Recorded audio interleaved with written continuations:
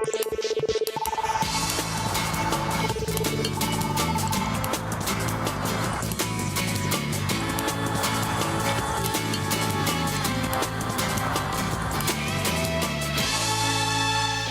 noite, amigos do Interação. É um prazer tê-los de novo conosco essa semana. Hoje, o Interação tem a visita de Fernando Schiller, mestre em Ciências Políticas e doutor em Filosofia. Fernando, grande amigo, muito obrigado por estar aqui com a gente, dividir toda a sua experiência com os nossos amigos do Interação. E eu gostaria de começar por um assunto que eu acho que é fundamental hoje na sociedade e que está pouco difundido, que é a questão da aproximação do público e do privado. O Fernando também é secretário hoje de Justiça e Desenvolvimento Social do Rio Grande do Sul e fez um trabalho muito inovador com criação de leis e um trabalho que desenvolveu toda a gestão pública, né? A visão de como o Fernando enxerga a coisa pública.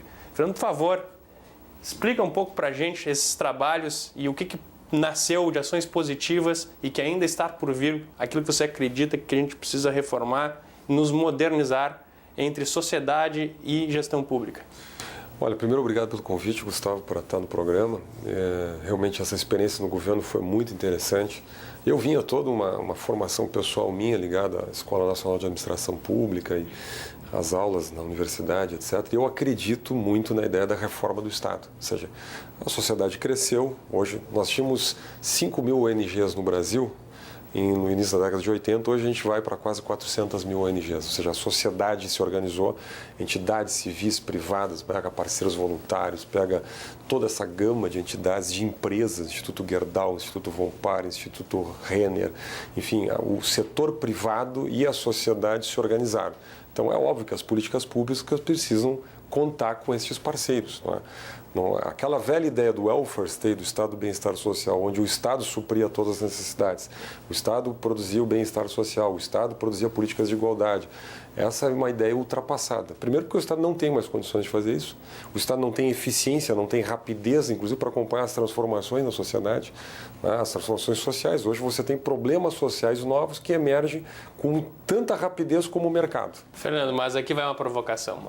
O Estado se modernizou e se organizou como as entidades privadas? Não, certamente não, né? E por isso, nossa modestíssima tarefa no governo foi criar algumas legislações no Rio Grande do Sul, como a lei das OCIPs, por exemplo, e tocar para frente algumas outras legislações que já vinham sendo construídas, como a lei das PPPs. As PPPs, eu digo sempre, elas são uma legislação que busca parceria com o setor privado com fins lucrativos, né? Para o know-how e para a capacidade de investimento que o setor privado tem e que o Estado não tem, né? E a capacidade gerencial, fazer estrada, fazer complexo prisional, fazer todo tipo de empreendimento privado. E as OCIPs é uma lei que permite que um serviço público, que é um asilo, um museu, um hospital, um centro social, enfim, até uma área de educação, universidade, seja gerenciada por uma entidade privada, sem fins lucrativos, com um contrato com o Estado, definindo metas, definindo indicadores. O Estado contrata, mas o setor privado gerencia, né? Isso permite ao Estado fazer o que ele sabe fazer, que é planejamento estratégico, que é fazer uma boa arrecadação tributária, que é fazer políticas sociais para diminuir a pobreza, fazer bons marcos regulatórios e ter a isenção, ou seja, não se intrometer lá na ponta. Ele ter a isenção do ente regulador, né, que conta com o setor privado para o desenvolvimento. Isso que seria o modelo ideal, né? Isso é o modelo que a gente defende aqui. Nos programas que antecederam a esse, nós já discutimos em algumas ocasiões. E a gente ainda vê que existe muito espaço, né, para desenvolver essa questão. Agora, o Estado, como órgão presente, né, ele deveria estar preocupado em realizar aquilo que a sociedade mais necessita, né? A gente acaba discutindo foco na educação, na saúde e na segurança. Como é que está esse modelo hoje? Será que o Estado, falando a nível Brasil, né, Estado em todas as esferas, ele tem cumprido esse papel? Eu diria que o Estado hoje arrecada muito e oferece pouco serviço, pouco resultado para a sociedade. Isso, primeiro, é um problema geral da democracia, que a gente tem que cuidar muito, que a democracia faz com que o Estado cresça, ofereça resposta à demanda social, mas se criam grupos de interesse colados no Estado, né? A literatura mais sofisticada chama de rent seekers, né? Ou seja, as corporações públicas, mesmo na área empresarial, grupos que nascem à sombra do Estado, que acabam pressionando o Estado não para o interesse público, mas para o aumento do setor público, da máquina estatal. Ou seja, no governo federal, eu não tenho por que não dizer isso, nós tivemos nos últimos 8 anos um crescimento na faixa de 160 mil funcionários públicos contratados. Quer dizer, o Estado cresceu demais, engordou demais, pesa demais. Depois a gente não sabe por que a carga tributária é 36%, porque o Estado cresceu. E devolve muito pouco. Devolve muito pouco porque o recurso fica muito aprisionado nas áreas meios, né? Por exemplo, aqui eu digo sempre, todo mundo deve ter me acompanhado na polêmica da FASE aqui no Rio Grande do Sul. A FASE é uma instituição que presta um serviço muito relevante, que é a ressocialização de adolescente infrator, só que ela custa 114 milhões por ano para atender 1.000 internos, a um custo de 9 mil, um pouco mais de 9 mil reais por mês por interno. As pessoas perguntam, mas onde é que vai esse dinheiro? Não vai para o adolescente infrator. A condição, inclusive, de internação dele não é das melhores. Melhorou muito, mas fica muito a desejar. Vai para a área meio, vai para o funcionalismo, para a licença-prêmio, para as horas extras, para a indústria de ações trabalhistas, né? Para a licença-saúde, que é exorbitante no Estado em comparação com o setor privado. Ou seja, toda essa máquina de interesses corporativos, né, que se aprisionam, ou seja, elas se colam no Estado e fazem com que boa parte do que a sociedade paga termina na própria máquina pública, né, e não chega na ponta. Esse é um problema, inclusive, que nós temos no Brasil inteiro, né? O exemplo que o Fernando deu agora da FASE é um problema que a gente tem espalhado em diversos estados. A Ubra TV, que tem uma cobertura muito vasta a nível Brasil, já cobre 12 estados. Quem nos assiste nesses estados todos pode perceber e olhar para a sua realidade que os jovens infratores ainda não estão na condição de se readequarem à sociedade. Inclusive, eu acho que você desenvolveu um projeto assim, não é? De reinclusão desses jovens no mercado. Olha, tu me dá um gancho maravilhoso, Gustavo, porque é um projeto inédito no Brasil, né? Hoje, o Rio Grande do Sul tem um programa em que o adolescente sai da fase, ele é convidado a entrar num programa em que ele tem R$220, nós vamos aumentar para meio salário mínimo regional durante um ano, 800 horas de qualificação e uma equipe especializada de acolhimento para ele e para a família. Então, ele tem um período de transição, né, para se ressocializar. É um cinismo nosso imaginar que o adolescente vai sair da fase e vai entrar no mercado de trabalho. Ele, em média, ele tem 4, 5 anos menos de escolaridade que a média da idade dele. Muitos são analfabetos funcionais, tem o estigma da fase, né, de terem sido adolescentes infratores. Então, ele precisa desse processo. Esse é um projeto que nós parcerizamos com o setor privado, Calabria e Pão dos Pobres.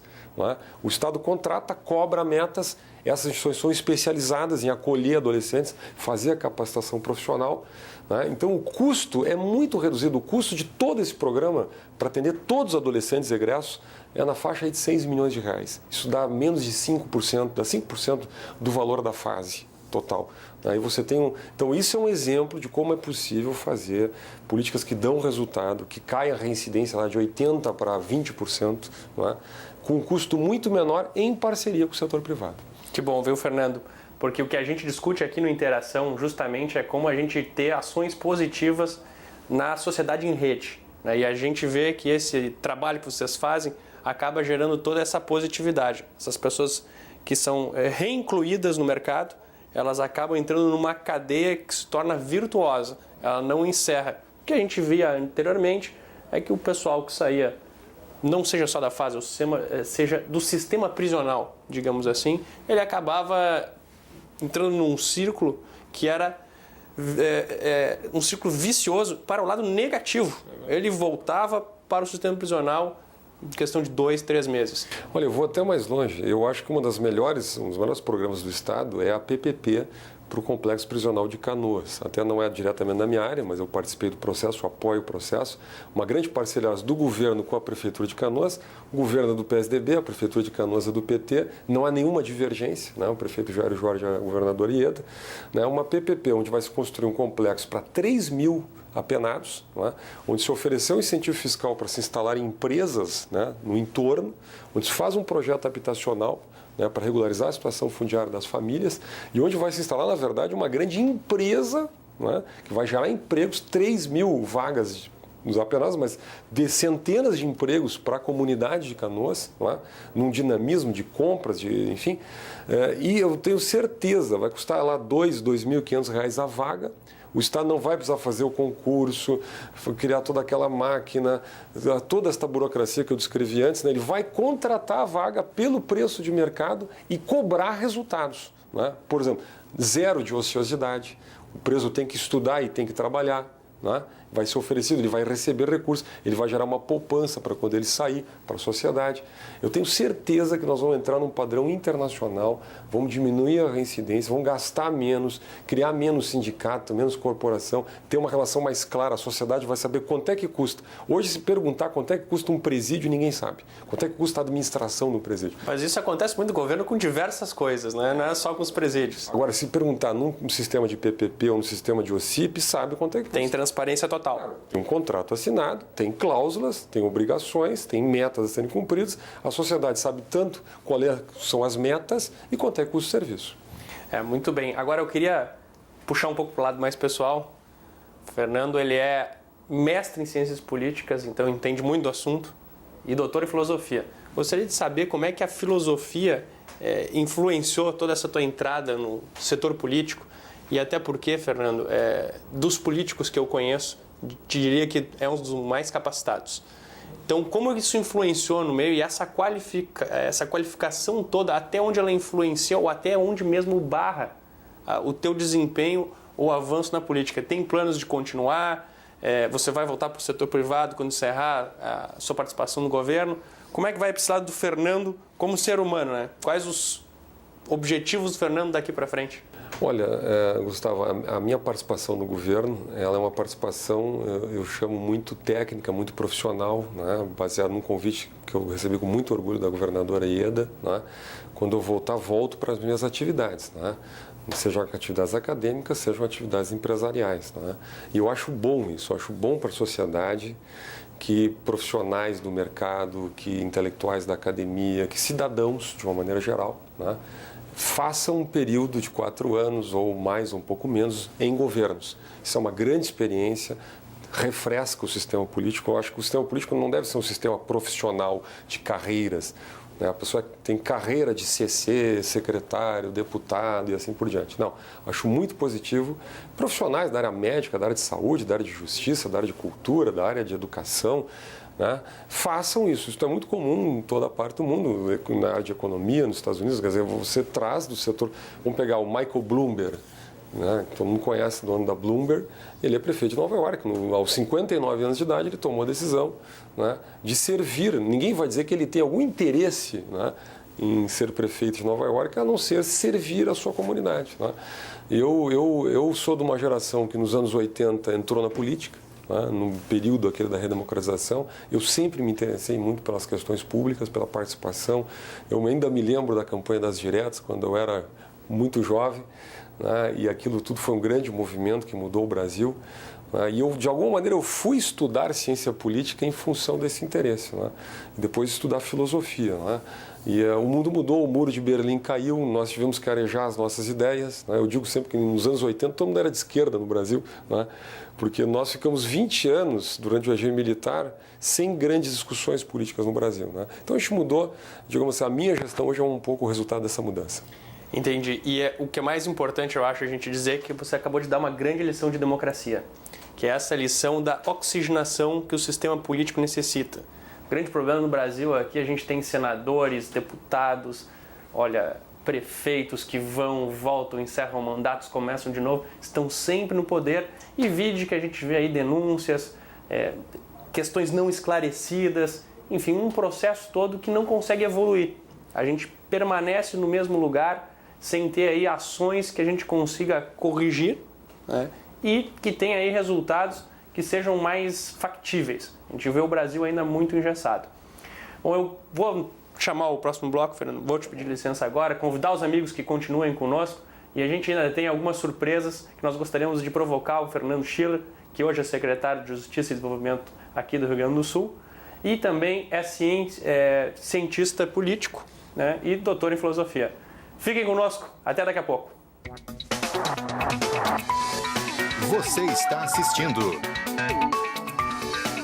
Interação.